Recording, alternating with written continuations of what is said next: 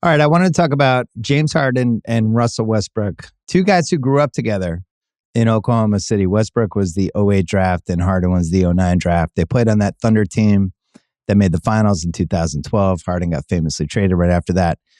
It's not a rivalry. It's not a feud.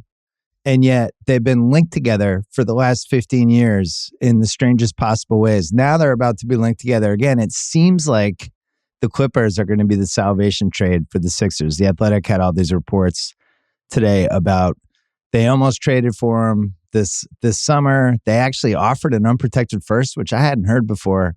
And it just seems like maybe that's eventually where Harden goes. What's interesting is Westbrook is already there. And you could argue that Westbrook makes more sense for the Clippers than Harden does. But then this goes back to the whole Westbrook versus Harden thing. You know, there's different kinds of players that get linked. So you have like the eternal players where it's Russell and Wilt. They're just linked together. They're always going to be together. Bird and Magic, Shaq and Kobe, Elgin and Jerry, Wade and LeBron, right? Those guys, they just kind of go hand in hand. You get a specific era or it's a rivalry or their teammates, whatever it is.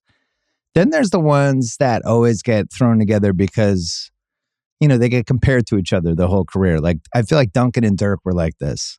Isaiah and Magic, even though Magic was the one that kind of won the war for years and years, you know, that was a real argument. Who would you rather have? KD and LeBron got there in the mid-2010s for a few years. Malone and Barkley is my favorite. I did when I wrote my basketball book, I did a Dr. Jack breakdown. But the ones where during the duration of their careers, you couldn't help but compare them against each other. And then there's a spinoff of that where that was the case for a little while, and then there was an eventual winner. So like Hakeem and Robinson, those guys got compared to each other a lot, and then Hakeem just ascended over him. Same for Larry Bird and Dr. J. I feel like Jerry West got the best of Oscar Robertson eventually. We saw it this year with Jokic and Embiid. Curry and Chris Paul, there was a stretch there where it's like, oh, Chris Paul, he's the alpha, and then Curry just passed him. Harden and Russ, I don't know really who had the upper hand on who. When I did my pyramid, I did another pass at it this summer, and I had Westbrook as the 63rd best player of all time. I had Harden as the 43rd best player of all time. So Harden wins in the pyramid, and Harden, I think, had a higher end career. He had 6 first teams, 1 second team All-NBA, 1 third team. He won an MVP, 6 top 5 finishes.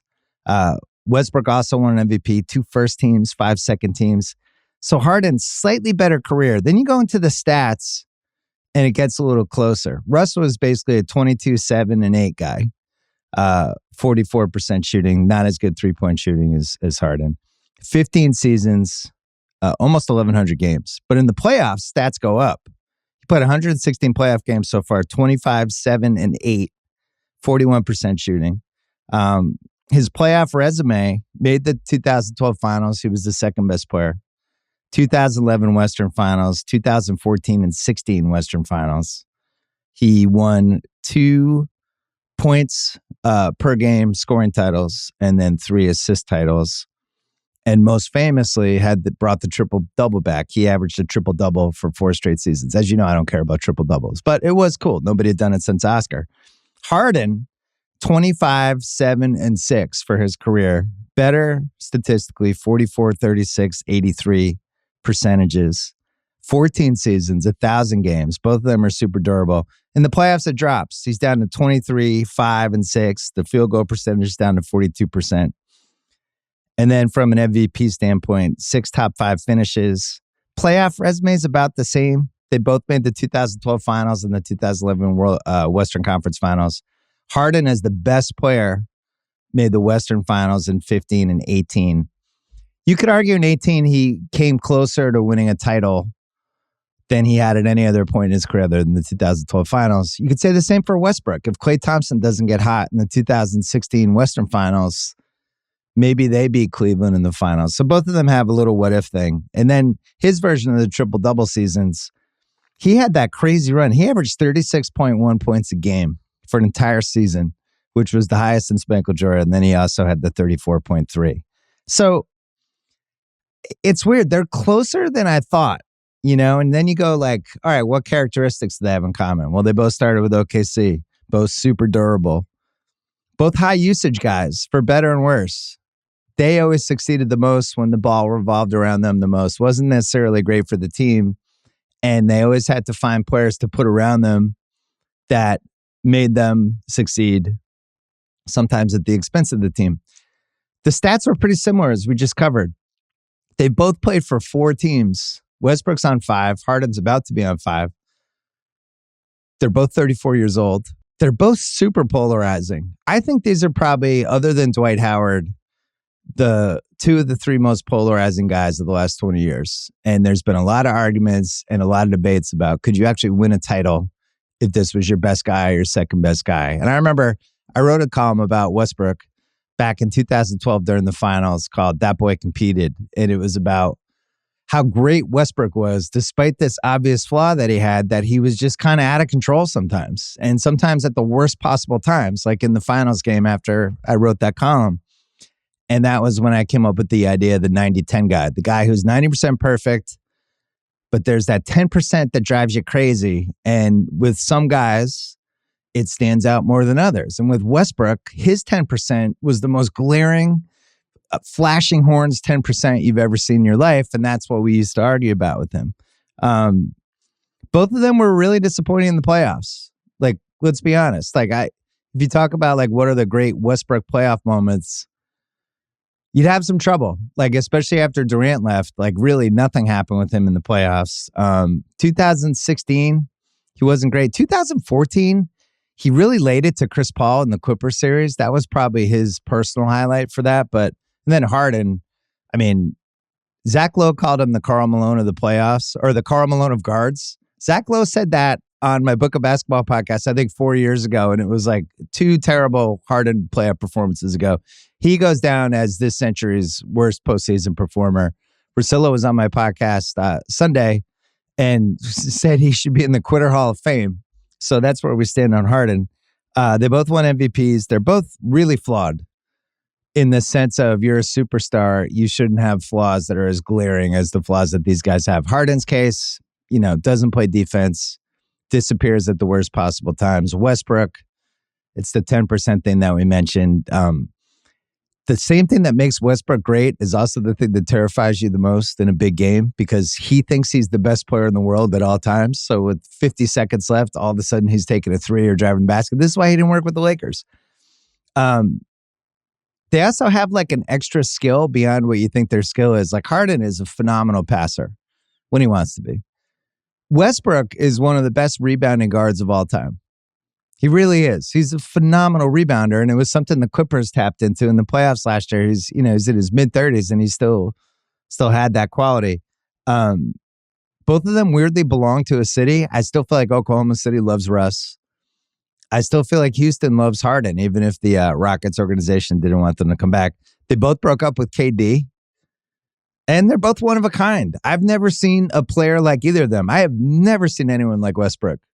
There was a moment when it was like him and Derrick Rose. They were aligned just as these uber athletic kind of mini LeBron point guards. And we just didn't see anybody before with speed and athleticism like that. And Rose immediately broke down. Westbrook's still going. He's starting for the Clippers. So, you think about like the big flaws that I mentioned earlier. Like Russ was the ball dominance and the usage rate stuff. He's the second highest usage rate guy of all time. Like literally of all time. He's number 2 of anyone who's ever played basketball. He has the highest usage rate.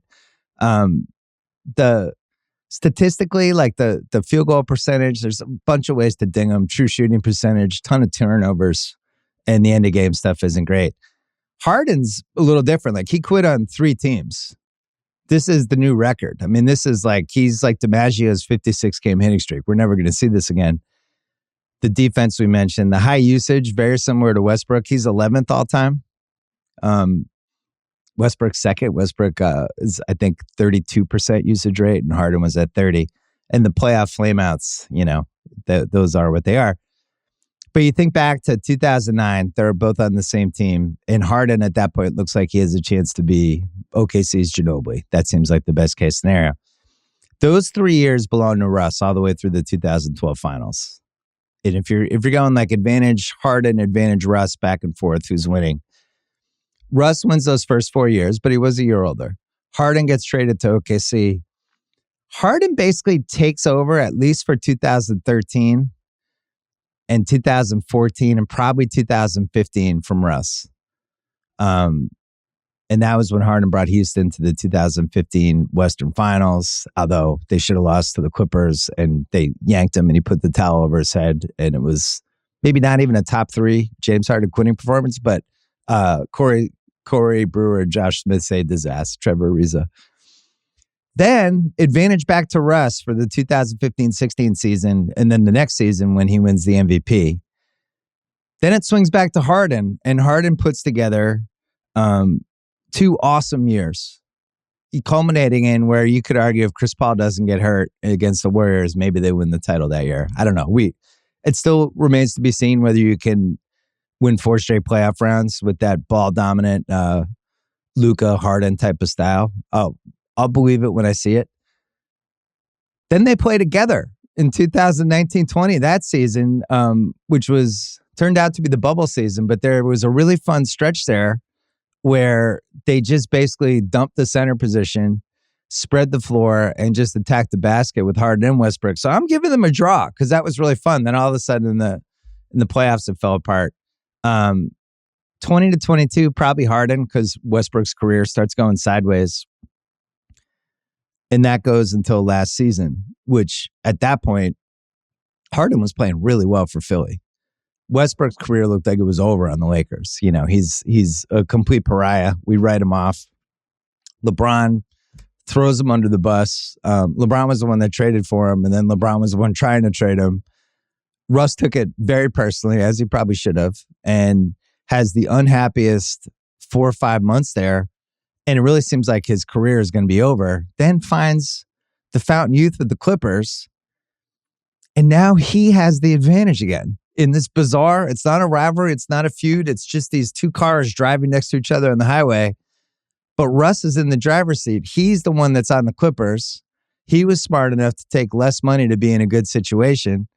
Harden was the one who opted in to the $35 million and then said, I'm unhappy. I'm never reporting this organization. You opted in, buddy. But now he wants to get traded to the Clippers.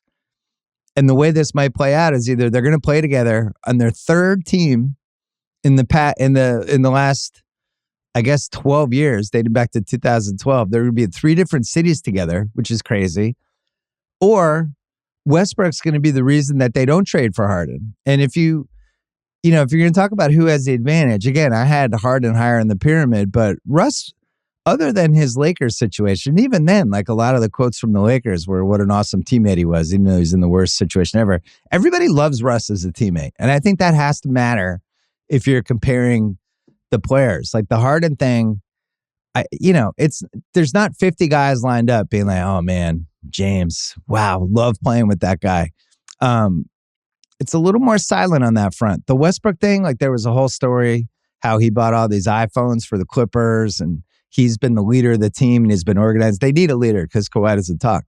But he's really embraced, even though he's, on this $3.8 million contract, he's about to hit 35 years old.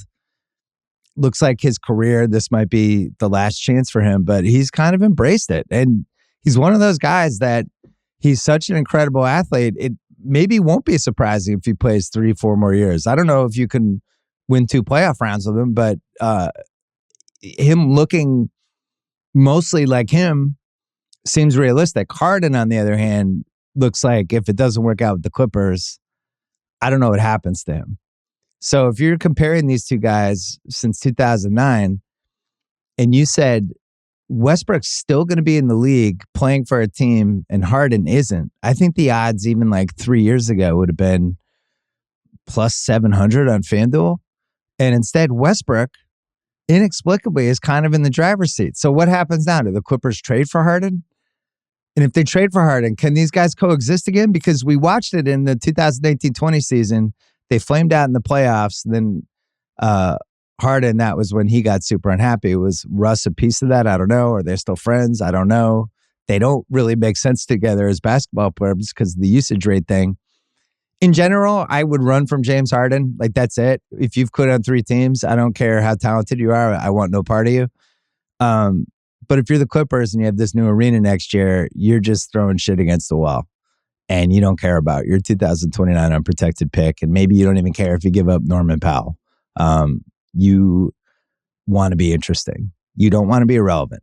The one thing you can't be with 1 year left on your old stadium before you move into this palace that you just built in Inglewood is to be irrelevant. So that's why they're going to end up probably trading for James Harden, which I didn't even think was conceivable until this week. And then we're back with this weird Westbrook Harden situation. Are they rivals? Are they frenemies? What are they? I have no fucking clue. But I think Harden had a slightly better career. And yet, if I could have one guy over the course of 15 years, and you gave me 15 years of James Harden or 15 years of Russell Westbrook, I know it makes more sense to take Harden, and I know his ceiling was slightly higher. But I think I'd take Westbrook. And again, I had Harden 43rd in the pyramid, and I had Westbrook 63rd. But Westbrook always gave a shit. And whether it was misguided, whether he held himself in too high of an esteem, whether he was enabled with bad habits, I don't know. But I always felt like if you're just going to say, like, who do you trust more over a 15-year span to just give a shit, I would say Westbrook. So it would be ironic if the Clippers decided not to trade for James Harden because they have Russell Westbrook. And I think that would be maybe the final win in whatever the hell you call this frenemy, rivalry, teammatey, whatever it is. Westbrook and Harden, there's been no parallel combination like this in the history of the league. I'm just telling you. I wrote the book of basketball. I should know.